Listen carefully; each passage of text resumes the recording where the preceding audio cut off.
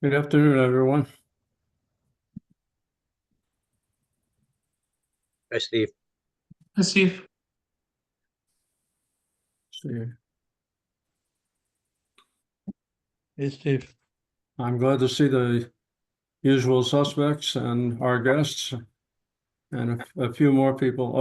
Are there people here who are not members of the private practice division? I know we sent out an invitation to the Housing and Community Development Division, and Jen, I don't recognize you from a previous I feel conversation. like I'm on both of those divisions. I can't remember, but this is the first time I've joined a meeting.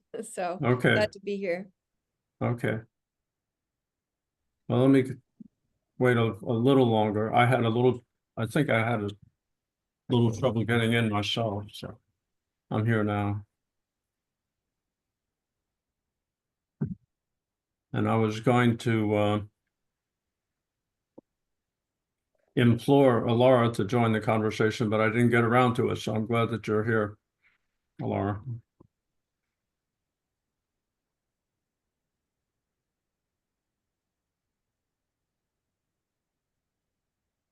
You guys, I haven't seen Jason and Andrea since like last Thursday when we left Atlanta.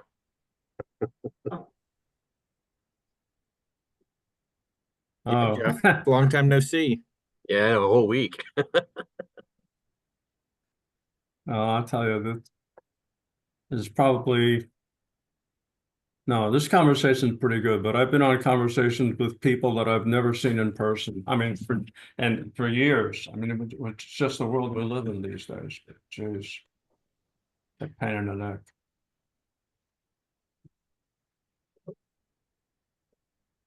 All right, I think we'll get started. That's what we got. We got enough people to have a good conversation. And any more than this, and it's going to be more like a speech with questions afterwards. So we'll get on to it. Okay, well, today's topic is the APA Housing Supply Accelerator Initiative and the Playbook. And we have a board member from the Accelerator Task Force, Andrea Brown, and Jason Jordan himself, the APA Policy Director. And I know from apparently your title has changed a little bit, Jason. I was pulling up stuff to put on your bio, and you're now the Public Affairs Principal for the APA. And Jordan oversees public affairs programs and is responsible for strategic outreach to decision makers and influencers who interact with the planning profession. But I know him as the guy who's responsible for advancing the APA's legislative and policy agenda, including policy development, management of advocacy networks, and campaigns that elevate the voice of planning. And I just found out today that he used to work for U.S. Senator Max Cleland and has degrees from Emory and American. So it sounds like you're from Georgia, Jason. Go Dogs. Yeah, I'm from Georgia. Okay. And Andrea is the executive director of the Michigan chapter and has held professional planning positions in both the private and public sectors. Good for you. And degrees in urban planning at an undergraduate and graduate level, and is AICP and a registered lobbyist with a staff of 4 at the Michigan chapter of the APA, where she is the executive director. So those two esteemed individuals are going to lead this conversation on the APA's Housing Supply Accelerator and hopefully how private sector planners can contribute to this initiative and how we might even benefit from this initiative besides the communities that we serve and the clients that we represent. So Jason, I'll put it over to you at this point. Great. Thanks, Steve. Thanks for inviting me to join you. Thanks for putting this issue on your agenda. It's certainly something that we've been putting a lot of time and energy to, and it's gratifying to be able to talk about it. Steve, I think I'm going to share a couple slides just to show people what's going on, if that's all right. Okay, Corey, you can do that. Yeah, looks like I can. Everybody can. Let's see here. Like that. Yeah, okay. So this is sort of the end of the story that I'm going to tell, but I'm going to start here anyway, which is a few months ago, we released a product known as the Housing Supply Accelerator Playbook, which is the culmination of more than a year's worth of partnership, engagement, and work with a group that I'm going to talk about in just a second. There's a QR code here if you want to access it. Please, there's all the information on the APA website.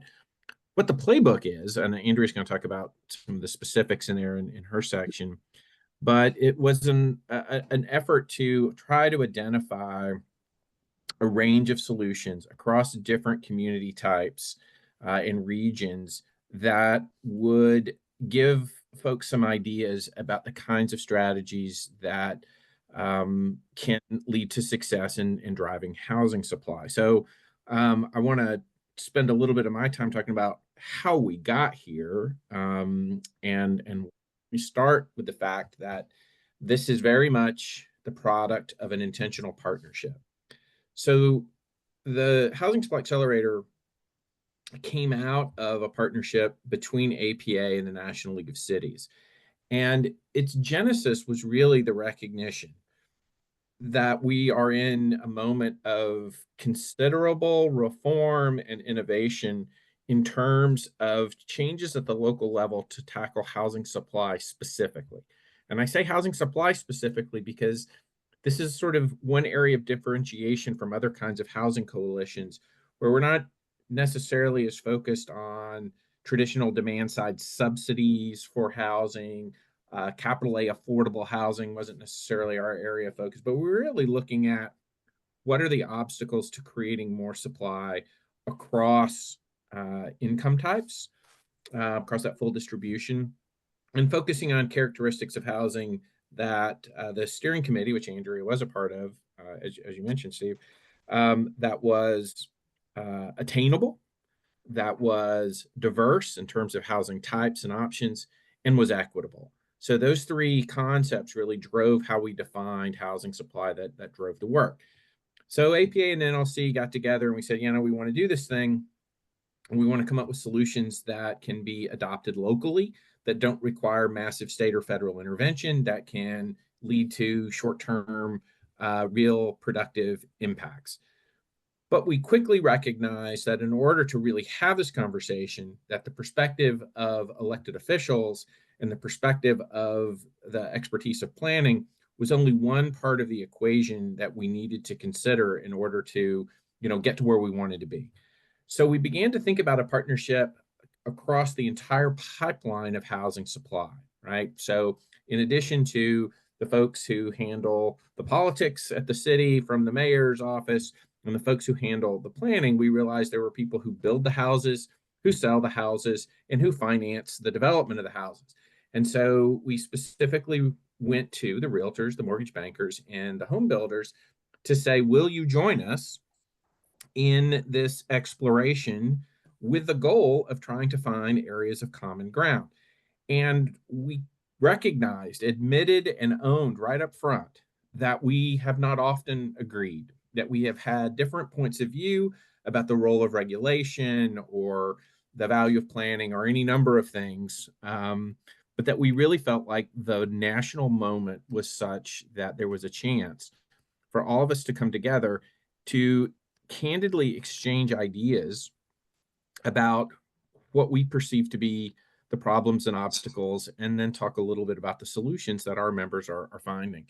So we established a steering committee made up very intentionally of 10 planners and 10 local elected officials who would guide our work. And that group would be part of a series of convenings across the country where we would actually go on the ground, look at housing development projects, talk to all the different perspectives represented in the partnership in specific localities to understand how the housing crisis might be different in Tacoma, Washington, where we went for one convening versus Atlanta or here in DC.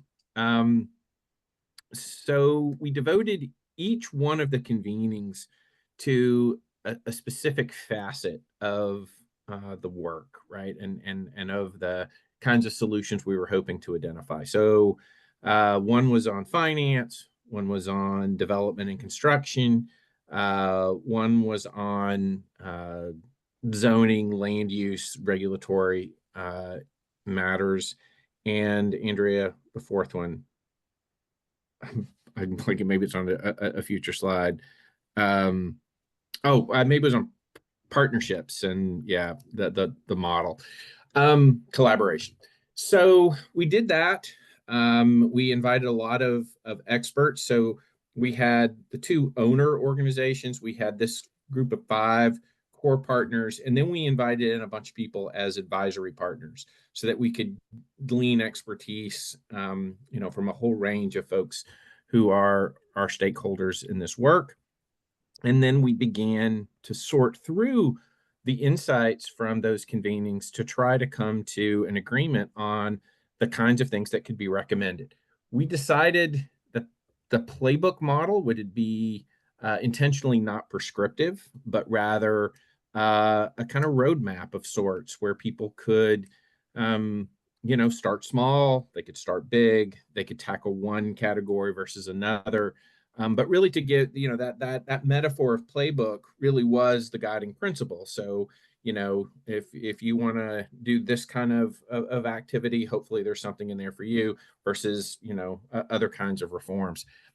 And I think from the planning perspective, one of the things that was hugely important is that we tried throughout this to focus on planning as the driver, really the center of a systems approach, right?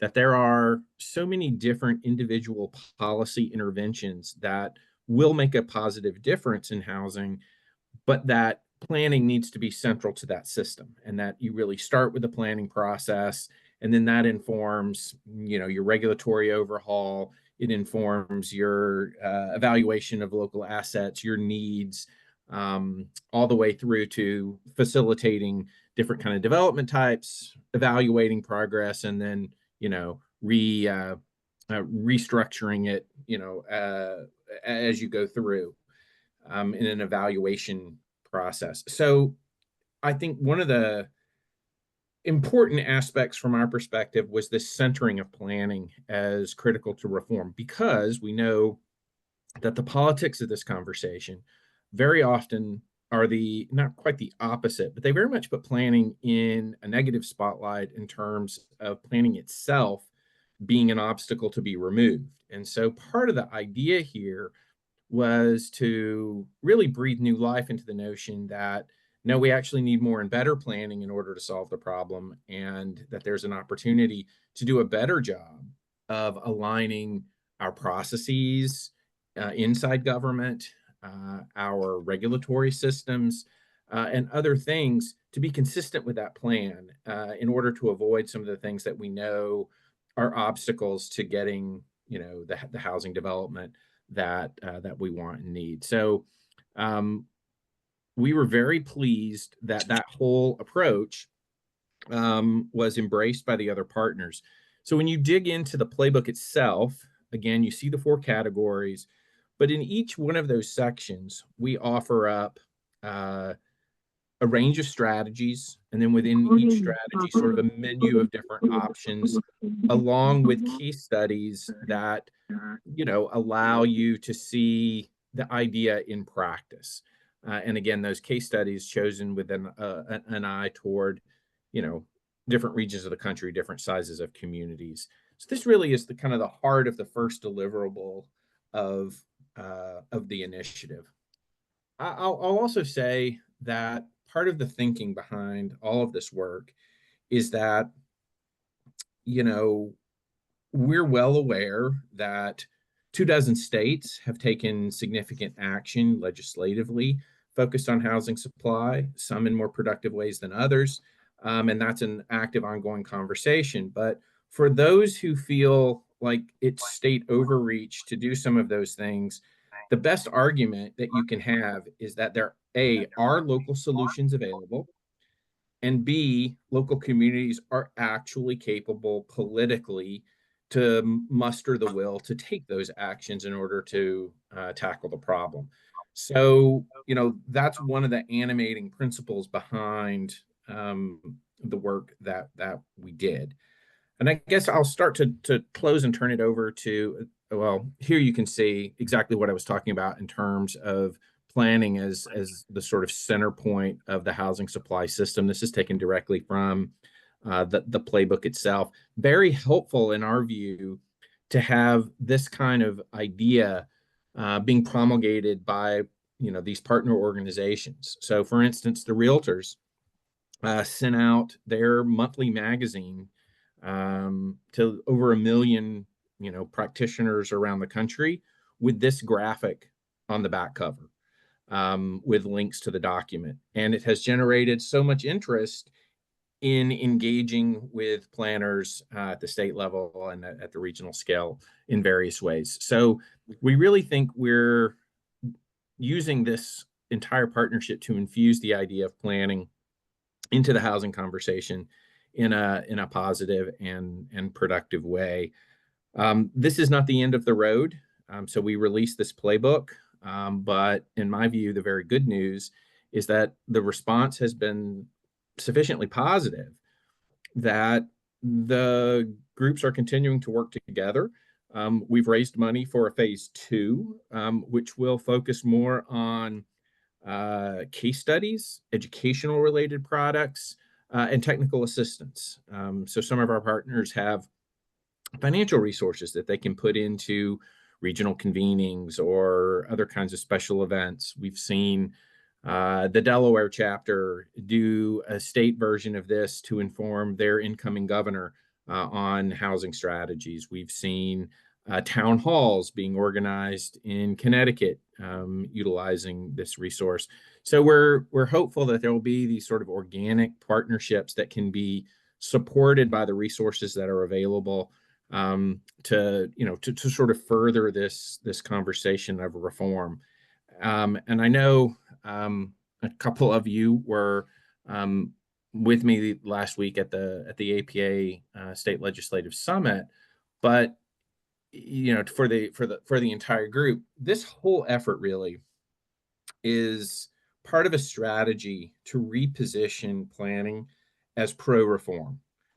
Doesn't mean we believe every reform is a good reform, but moving us away from being defensive about a status quo that is largely, frankly, broken, towards something new and allowing planning to be part of the expertise that drives that into effective policies is really kind of at the heart of this. So we're looking forward to, the playbook just being the first deliverable that we have as a group, and have others that will come that will bring even more of these ideas to a kind of on the ground perspective.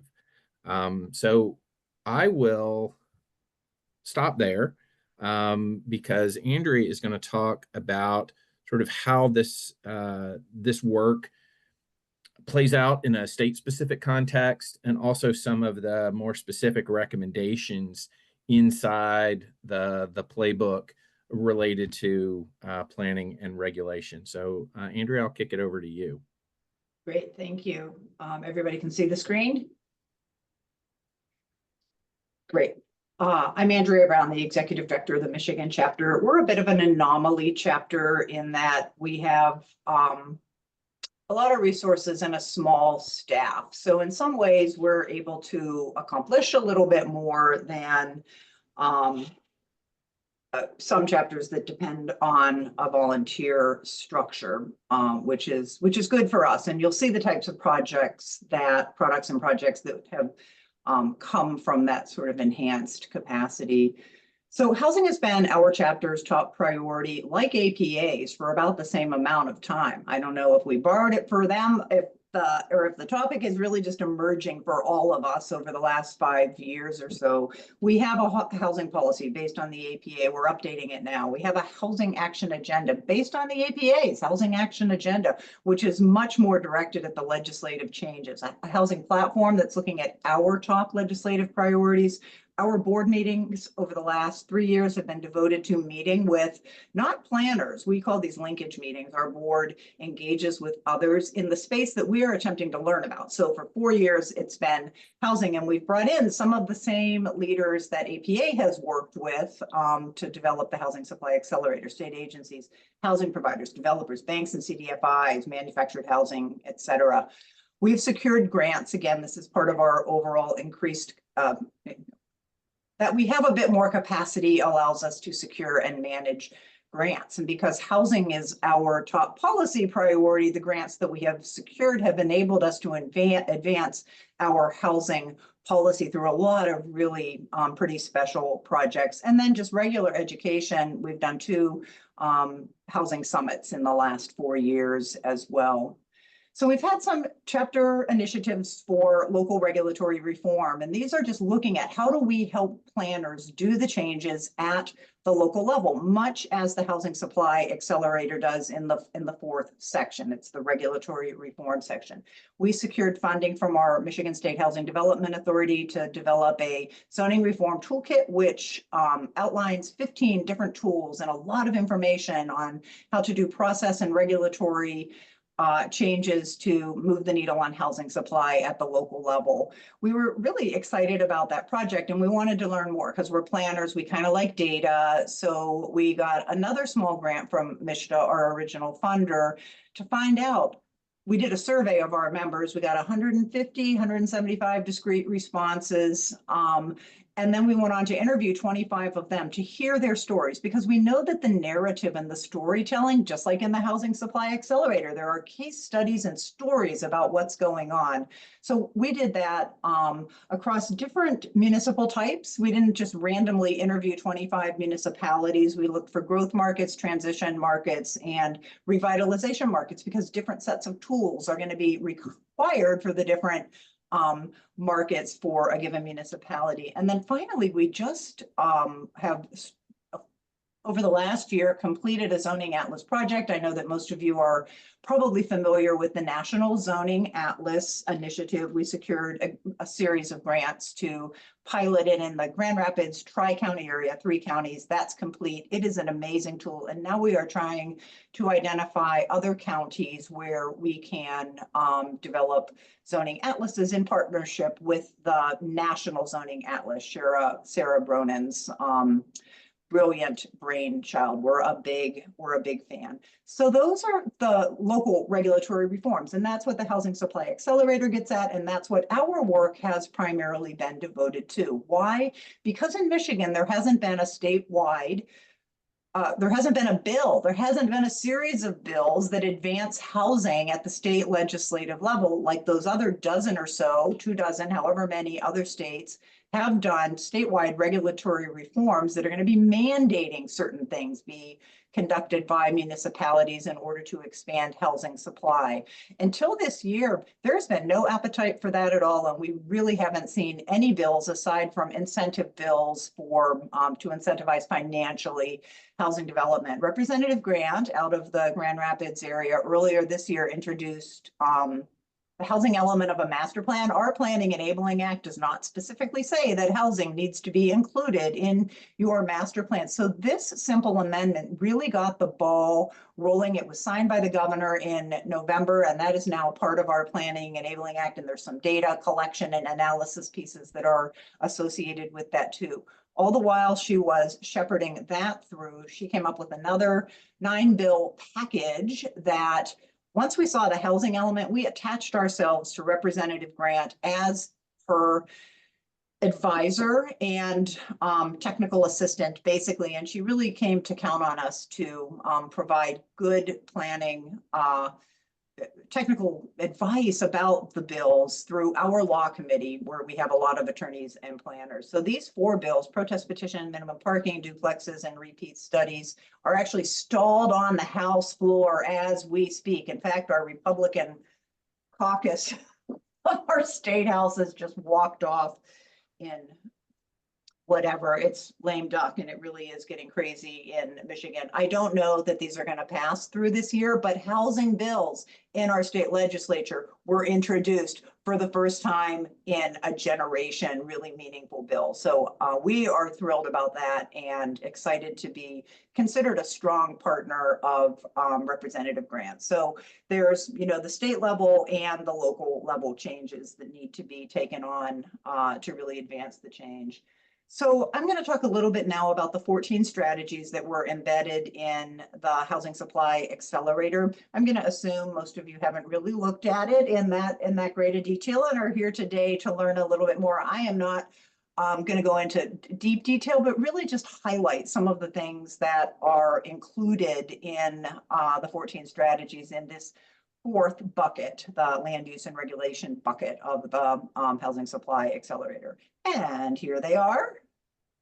So the first strategy is plan for increased housing supply with data-driven insights. Plan for increased housing supply, right? It's like Jason said, coming out of the gate in his presentation, we all need to do a better job at really including our goals for planning and saying them in probably different ways than we historically have. We need to be reframing this message and really elevating planning as the lead piece that is going to drive the regulatory reforms that follow that. So this is, we have developed our chapter, and I'm happy to share any of these training products with you all on the call here.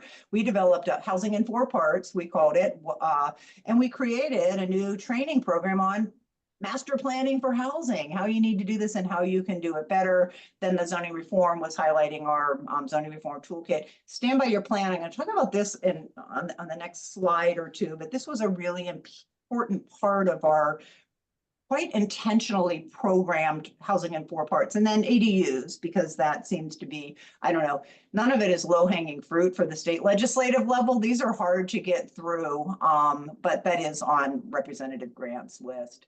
The second strategy is creating an enhanced housing element of a comprehensive plan. MSHDA, our Michigan State Housing Development Authority, about a year ago, let loose of $7 million low barrier grants to local governments for planning for housing and creating the zoning and regulatory reforms to increase housing supply. Low barrier grant, I thought maybe they should be asking for a little bit more information. One of the things we've done is a mid-capacity chapter is offered up to MSHDA as they get a little bit farther down the road with having some of these codes finished and plans finished, is to analyze them to see how effective their funding was. And are these plans that are being produced by local government to increase housing supply really including the things that we as planners know need to be included in them? So we're excited about that as another potential partnership with our state housing agency. There we go.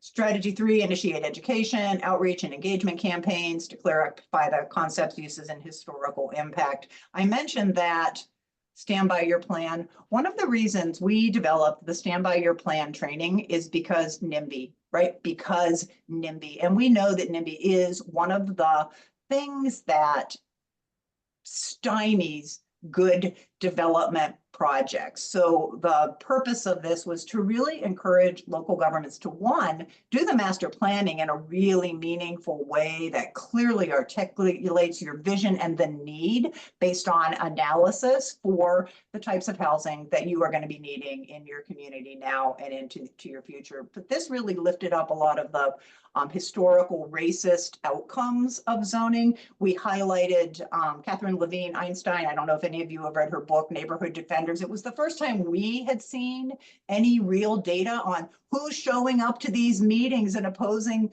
the housing projects that are coming through. And it's exactly who you would expect it to be. You know, white, homeowner, older, wealthier, property owners who may or may not even live in the immediate vicinity of the development that's coming in.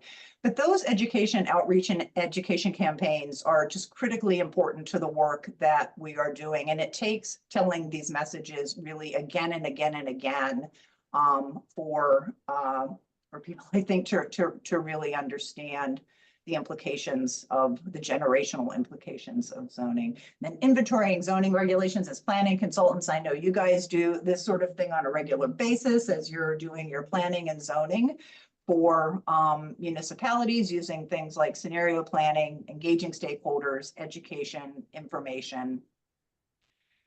Strategy 5, exploring how to update your zoning districts to promote housing supply. So what I was really excited about was how well our zoning reform toolkit and the 15 tools that we included in that just align with what is included in the Housing Supply Accelerator Handbook. I mean, we're all talking about the same things. There aren't necessarily a lot of new and innovative approaches.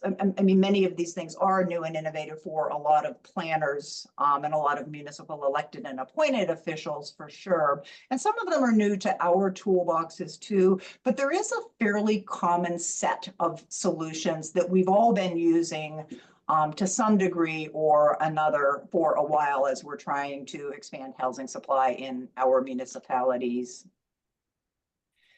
Strategy 6, exploring how lot size, building form, context, and design requirements in your code might be impacting diversity, affordability, and equity. The 3 that are highlighted here are all bills that were included in Grant's package. So really excited about that. And just to reinforce, as Jason said, you know, as a chapter, we advocate at both the local level by providing our members with the tools they need to advance the regulatory and planning reforms necessary to increase housing supply, but it has to be at all levels.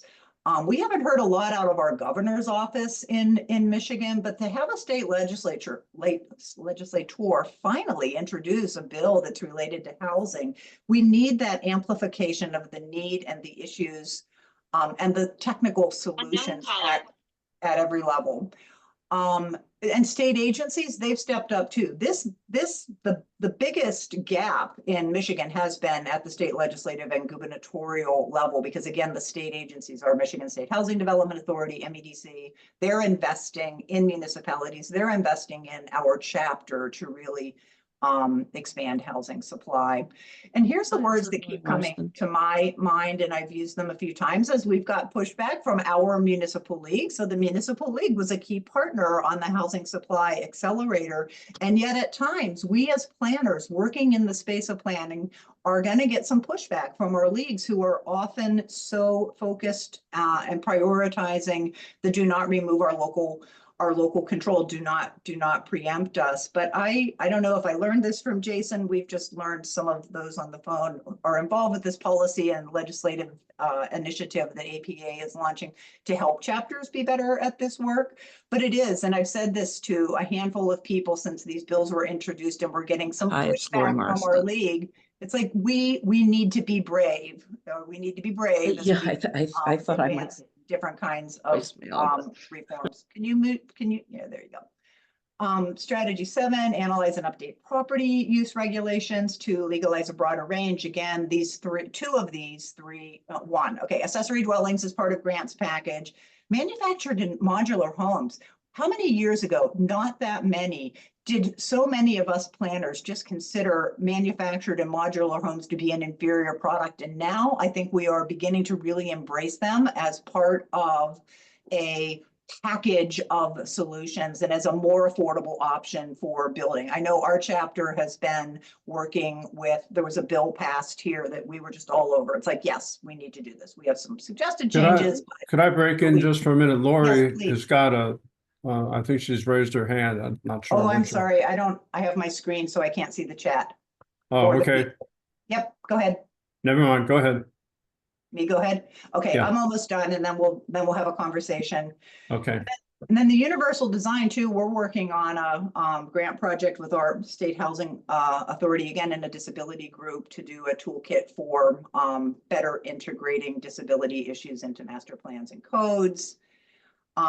Strategy 8, integrate housing supply into new plans and visions for downtown and suburban. I know so many of our members and so many of your municipalities are suburban. They have office and commercial uses that are vacant. So what are the regulatory reforms we need to be implementing to activate the great need for housing?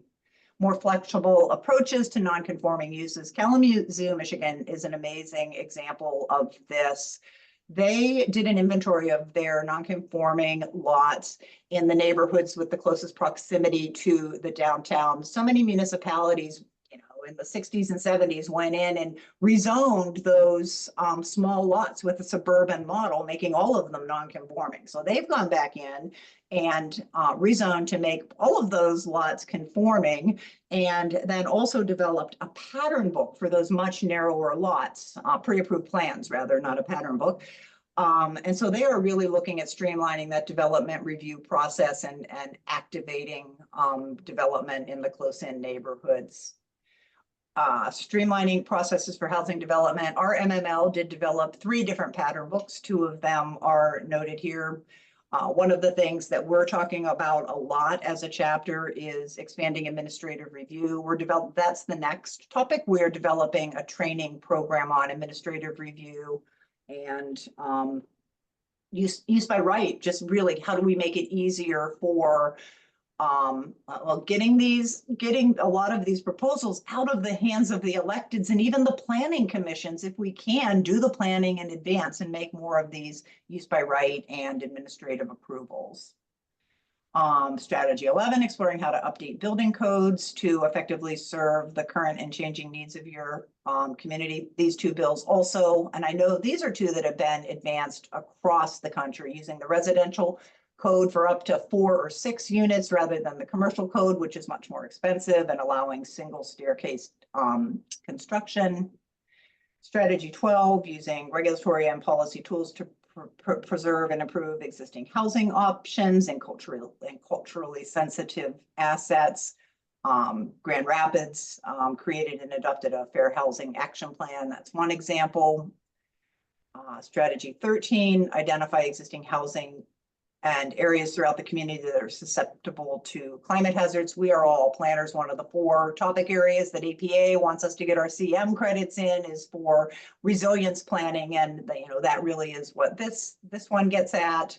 And then finally, strategy 14, coordinating subdivision regulations into a unified development code. And I know that a lot of municipalities have been doing that. Ann Arbor is a really good example here in Michigan.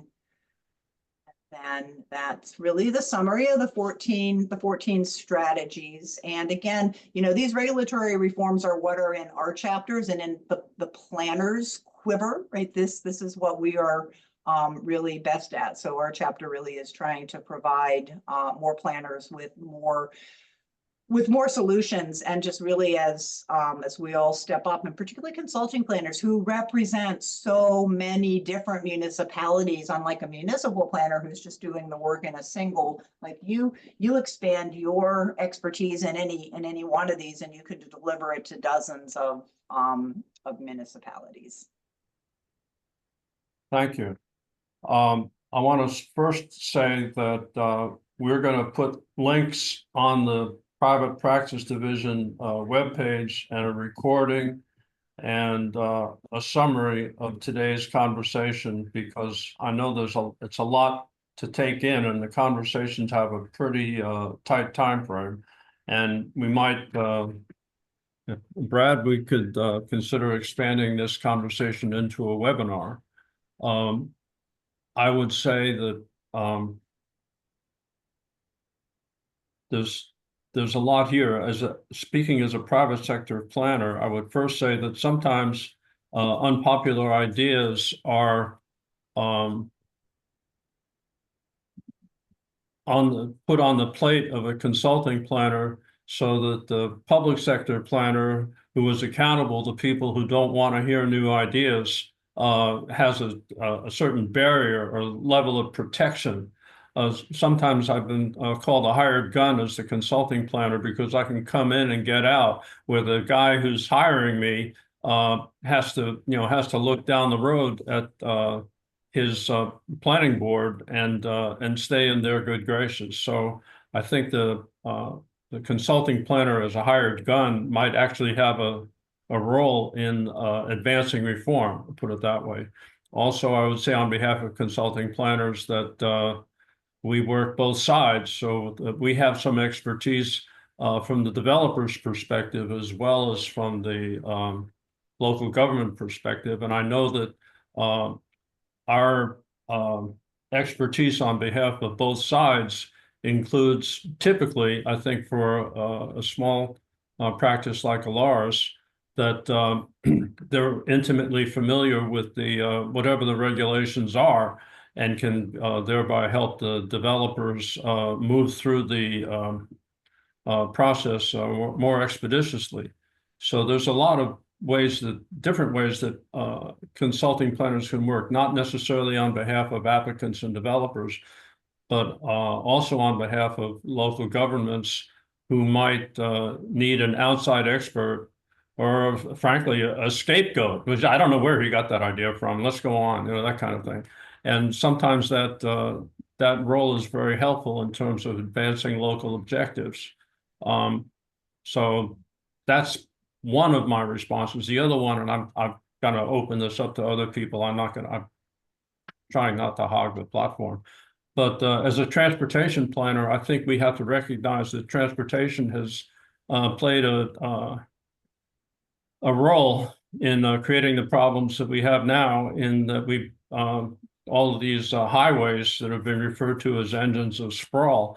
And if we're going to make development more compact and affordable, we're going to have to address a wider range of transportation modes, and modes that work at different scales than the traditional predict and provide approach that has given us these highways out into large, vacant, undeveloped areas that typically develop into single-family lots. We need to look at walkability, complete streets, and I've got a soapbox right now about alleys I've been yelling about with Owen today. So that's me. I'm done. Who's next?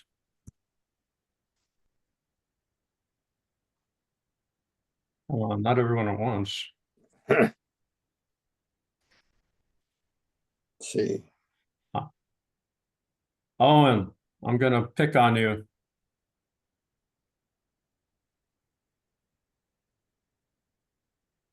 Well, and I'm really curious, which of, like, as consultants, what have you been advancing for your clients? Have you recommended or crafted plans with stronger housing elements? Have you, what are the zoning reform, like, give me your examples, right? Because we're just always looking for really good case studies. And honestly, the consulting community is who we'd go to as a chapter for experts, right? Scapegoats, we don't do that so much. I mean, we really consider planning consultants to be so broadly knowledgeable because of the range of municipalities that you serve. So I'd be really eager to hear, what, if any, of the things that we've just talked about have you worked on? Well, Steve asked me to comment. I'm gonna go in a totally different direction and not answer your question, Andrea. I'm gonna offer something that wasn't really identified in your list of strategies, which, as an economist, is something that I always find a huge oversight. So there's a dimension here. You have all these partners. You have, in particular, I saw you have the mortgage finance industry represented. There are procedures associated with cost of development, cost of implementation, the difficulties in mortgaging and encumbering property that, frankly, planners don't understand. And I am absolutely certain, without delving much more deeply into the strategies that you listed, that many of those things are not reflected in those plans because they're not typically the purview of the kinds of policies and interests that planners pursue. I think you started with a discussion about ADUs, which I think really illustrates the dynamics that I'm speaking of. I don't know any planners that don't support ADUs. I am reasonably certain that every community's response to those varies. But the one denominator that the community and the planners seem to overlook and perhaps not really overlooked, but at least don't give it the attention that it deserves, is that fundamentally they can't be financed. So they are literally financeable only as part of a new home, or they're financeable with a cash equity loan out of the house. So despite the fact that regulations may promote them, they do nothing to ease the difficulty or the challenges that are associated with financing them. And in fact, it's one of the more difficult products to finance because it almost always requires cash or a new mortgage. That's a huge burden for anybody. And at least in our marketplace, we're grappling with how does Habitat, which probably has chapters and networks in all the states that are represented in this discussion today, how Habitat, using its model, can even begin to put its arms around introducing an additional cost to an affordable or relatively affordable unit, make it easy to finance, somehow get that in as a qualifying dimension of a mortgage. Let me go on and on and on about the challenges associated with that. And at least here in Florida, where our needs are much greater than they are in many of the states that are represented in this group today, Habitat just doesn't want to deal with that. So I'll offer that as my example of the extraordinary dimensions that finance, cost, mortgage lending all figure into this. And I could go on, but that's my piece for the moment. We'll see what the group has to say about these things. Yeah, oh, and I'd love to jump in on that point. I appreciate you raising that because it was actually very much part of our thought process from the get-go. You know, I have to say the philosophy that we have is that, you know, the sorts of regulatory reforms and procedural reforms and administrative reforms that Andrea, you know, went through that are from that section of the playbook really is just the foundation of what's needed. You know, you have to start by re-legalizing options for people.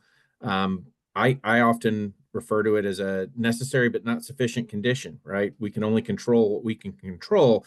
And you're spot on, in my view, that there are all sorts of barriers to actually getting the production of what is being allowed in many of the reforms, which is really the driver of why we engaged MBA as a core partner, but also federal home loan banks came to the table, ABA came to the table. I mean, other the GSEs were involved, because I think you're really touching on kind of the next level of activities that have to happen in terms of, you know, dealing with things like appraisal standards, underwriting standards, different sorts of finance products that are required to support missing middle development of any sort, not just ADUs. I do think, while I'm not the expert in it, the section of the playbook that talks about finance begins to delve into those things.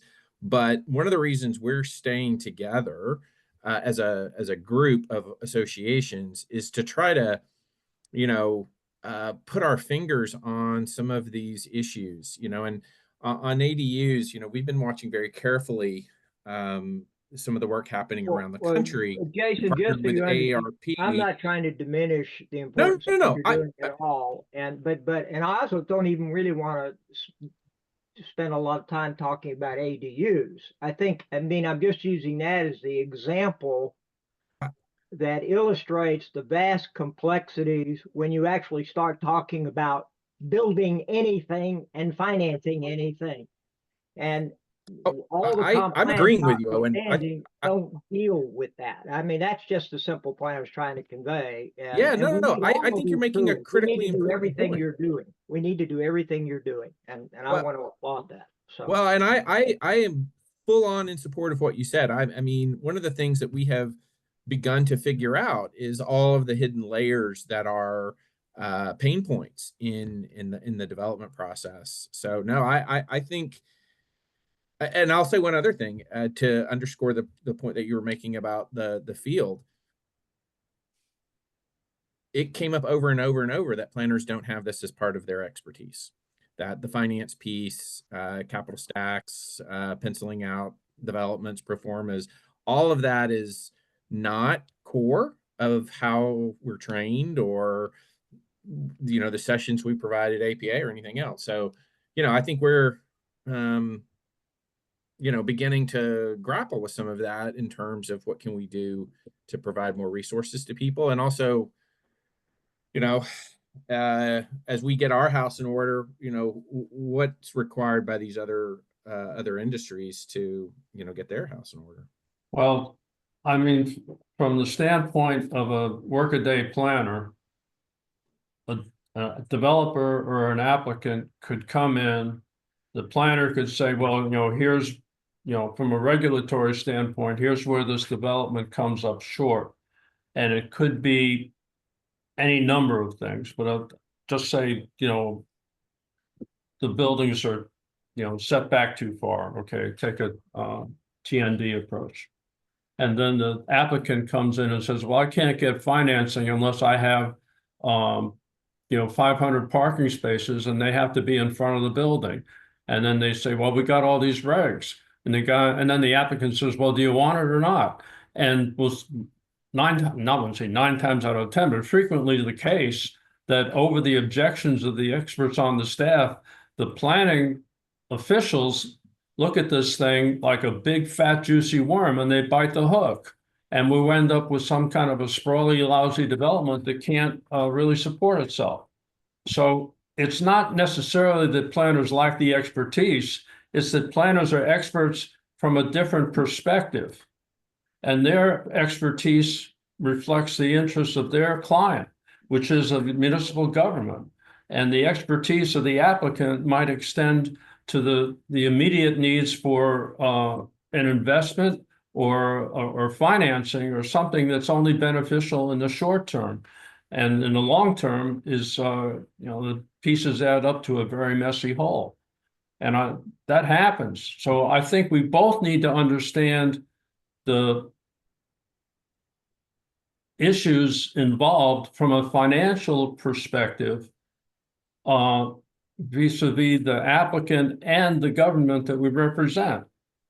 You know, I used to do a lot of transportation plans where all the roads ended up, all the congestion ended up on state highways because that saved my local government the money to build those damn roads. So there's the same thing happens, I think, on the development side. You know, the applicant is trying to load all the responsibilities onto the government, and the government is trying to get all that it can out of the applicant. It's not just a matter of somebody doesn't know something that somebody else does. It's a case of taking what you know and using it to as a weapon against the other guy. Well, I think we found that there actually are significant gaps on both sides of developers not understanding the needs of the locals and the local. Oh, I don't disagree with that at all. And we have to understand where the other guy is coming from. I mean, if I'm playing poker, I want to see your cards.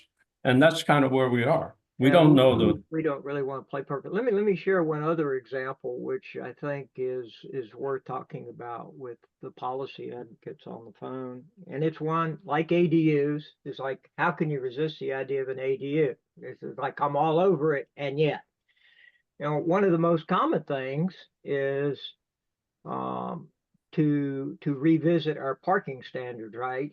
Is we want to remove parking as a cost.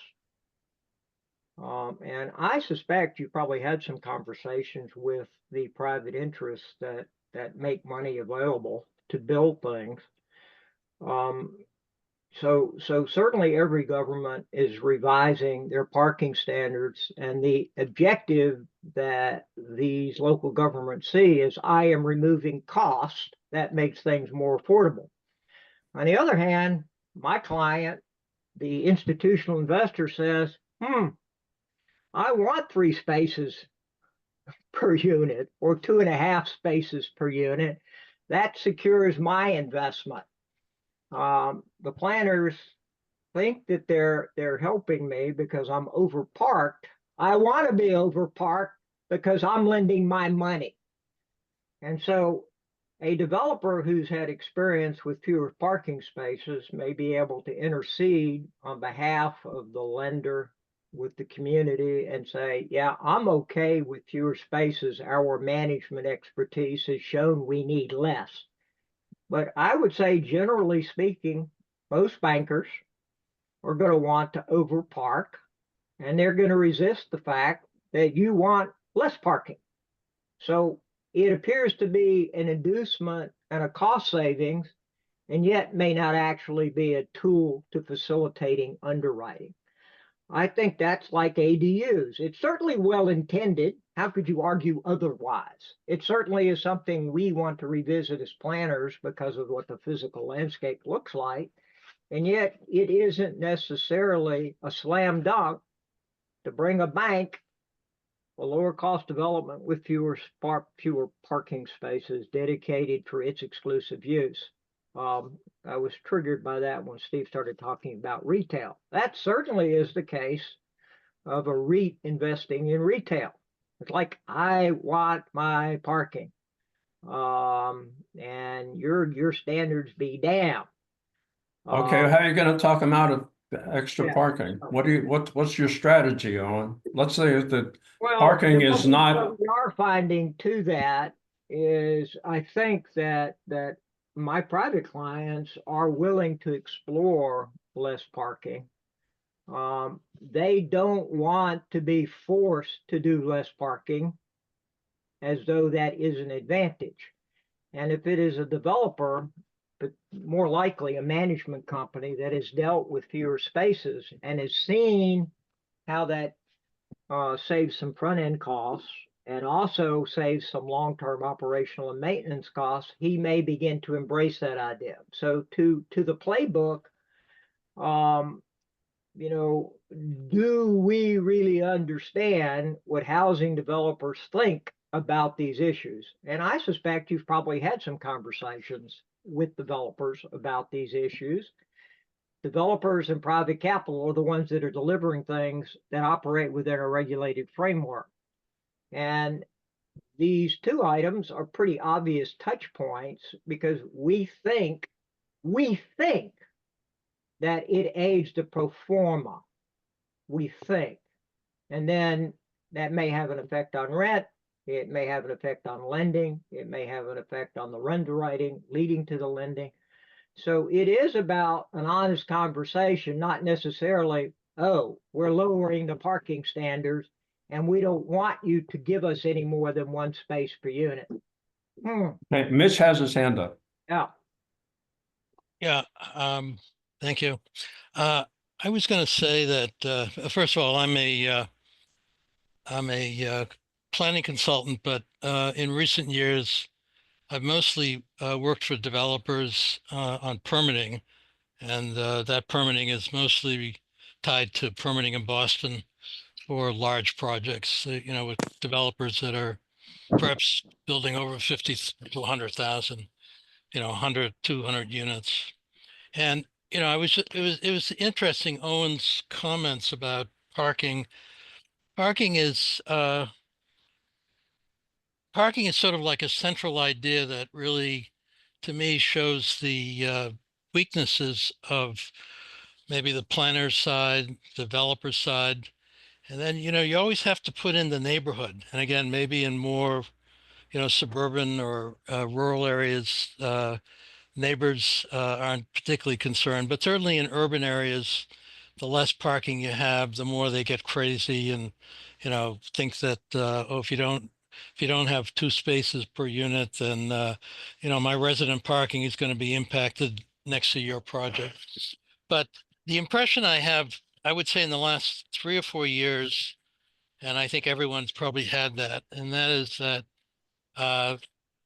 the percentage or ratios have gone down, and in many cases, ratios are non-existent, meaning the planners, you know, have gotten to be perfectly happy with 0 parking. And the developer side of it, you know, probably to Owen's point, the developer side of it is, you know, market numbers say we need X, we need 1 per unit, or we need 1.5 per unit. I think that over 1 is sort of going away, at least in Boston. But the planners insist on no parking. The developer insists on something that's plus 0.5 plus 1. The communities want 2. And it basically works when you are able to negotiate, and and a good developer will be able to figure it out. Also, the studies that attorneys for developers have been doing have actually shown that in rentals you don't need more than 0.5. Condos you need 1 or more. This is again is in the Boston area, the city of Boston. So that's sort of become part of the negotiation. Interestingly, the funding sources, the part of the agencies that provide money, housing money, in Boston, the mayor's office of housing, for example, they don't want any parking either. And and I guess the developers argue, hey, how can we put a development in place without any parking? And they're really caught up on the idea that every space saved is one more, qualified moderate income, low income unit. And that becomes a dilemma. So that's one point I wanted to make. The other is the work I'm doing, particularly in the central city area, is caused by COVID, meaning office space has diminished significantly. And I've seen that, many cities have office to residential conversion programs, and those are starting to pick up. And one of the key things that they've done that is very attractive to developers is they've lowered the bar for the permitting. And the permitting in Boston, for example, is quite significant. I was part of a reform study. I'm still on the team, but haven't done much work on it. And the average time for, a project of 50, 60, 70 units is about a year. It's about maybe even more than a year. Most projects you can't get under a year. And so they've done that to sort of capsulate, to telescope it down and to allow that to happen. Developers love it. They can come to market much faster. All those things, are not prescriptions, but I think, it's one thing to say that, the financial part of it is not there, but, I think the permitting part of it is so significant. And of course, the more they bring it down, the more the communities go crazy and say, you're doing a sweetheart deal, and it's interesting because at the same time they try to bring down the requirements, they're expanding participation. They're making it quote unquote more transparent.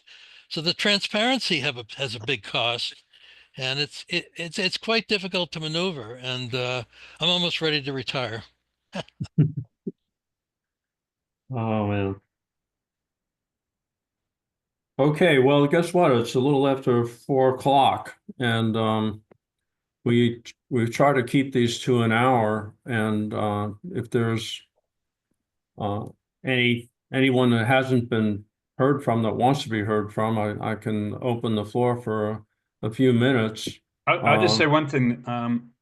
So this is really good. Appreciate Andrea and Jason joining us, and maybe we can work on a webinar with another division, because if that's something AP is interested in, and Andrea can be coaxed into doing it again.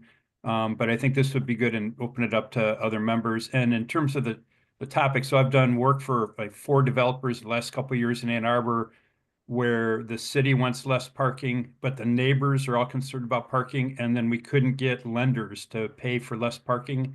We have to do like demonstrate people are going to walk and bike and so forth. So as Owen brought up, the lenders are an issue. And then similar to Mitch's comments in Boston, in Hilton Head, we've got older hotels that they want to convert to affordable or attainable housing.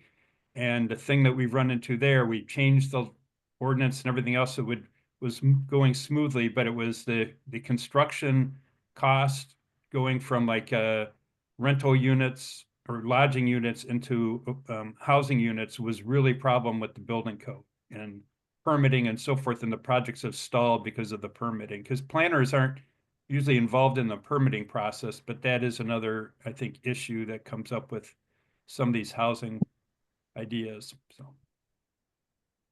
I don't know how it figures into it, and this is kind of late in this conversation, but is there a way you could, I think this is more directed at Owen, have a different, or Mitch, could you have a different ratio for paid parking versus free parking, or not allow free parking, make everybody have to pay something? So the parking is, I, I mean, I'm not sure the question, what it is, but the parking has to be, you know, in terms of the policy in the city, it has to be unconnected to the unit. In other words, you can't rent. I think you can sell a condo unit, but you certainly can't rent a unit and rent the parking spot as a tandem. So they're basically Unbundle, it's like unbundle is the right unbundled word. parking, that's what Yeah, we so call they're it. basically trying to get away from it, and the myth, and this is sort of the myth that it must be all over the country. It's certainly every place I go, and that is if you add a bike lane, you're not going to need parking. You add bikes into the building, they're convenient. Everyone's going to ride a bike. I'm going to ride a bike, right? I'm going to go to the supermarket, ride a bike. So it's it's a myth. Yeah. Oh, believe Well, me. I think what I was saying, just because I don't want to pour cold water on any of these ideas, you know, reassessing what our plans and regulations are, in my mind, is essential. We have to do that. You know, for the most part, we are an aspirational, forward-looking group, and we sometimes lose our way in terms of understanding. And Jason, I think you used the word system, and I think that the delivery system is incredibly complex, and you obviously recognize that. And what we've been talking about in the Orlando area is inside this incredibly complex system, there are certain things that have greater leverage and more impact than other things.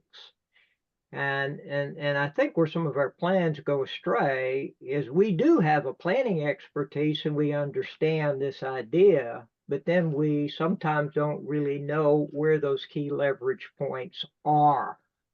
So the inducement, for example, for more intensity isn't always great because I don't want 40 units to an acre. If I want 40, what I really want is 75. So I mean, there's a cost and economic threshold for these things that we think are obvious and yet don't work quite the way the system is used to processing them. And our plans are so much more dependent on the thoughtful being the operative word here, the thoughtful feedback from our potential private participants than we realize. And so where I think your plans are a great leap forward is recognition that they do need to be partners, but they probably need to be partners at a level that makes us a little bit uncomfortable in terms of really listening to some of the things they believe are those leveraging points that have far greater impact than they might left in the hands of planners. And I think another thing that's come out of this conversation is affordability isn't necessarily the same as production. So Jason, your focus was production. Yep. And when we start talking about production, we are talking a numbers game, not just an affordable unit, right? That's a discrete type of product. And when we talk about numbers game, literally every option probably needs to be on the table to get those numbers up. And delivering units, you know, in 20, 30, 40, 50 units in a project isn't going to meet our overall production requirements, right? I mean, so these things have got to have application across the value and price spectrum. Yeah. We can do Okay. this hours. This is a topic that just All right. I want to Brad mentioned that we might develop this into a webinar. I also want to say that we have a place on our website that Corey maintains where the summary and recording can be found.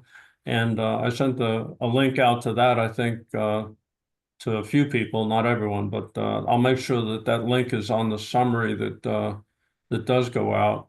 And we also have a LinkedIn page, and we would love to start a thread that's focused on the Housing Supply Accelerator and the APA initiative, and encourage anyone to join in on that on our LinkedIn page. And Corey, can you post a link in the chat to the LinkedIn page? We may have lost Corey. It's there. No, Anyway. I just put it in.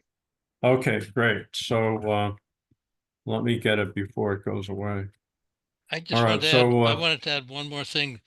You know, Brad, Okay. Brad suggested, I think, to, you know, have input from another group, particularly on maybe finance or economics.